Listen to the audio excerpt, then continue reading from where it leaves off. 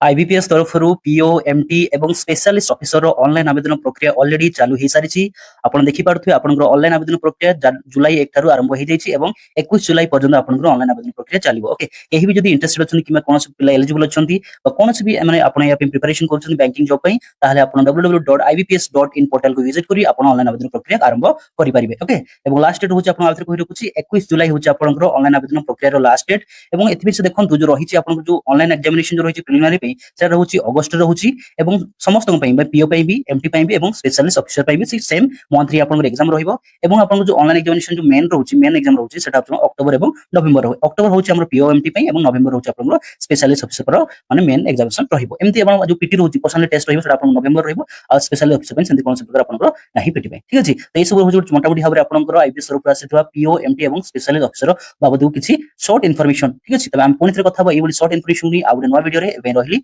नमस्कार जय जगन्नाथ।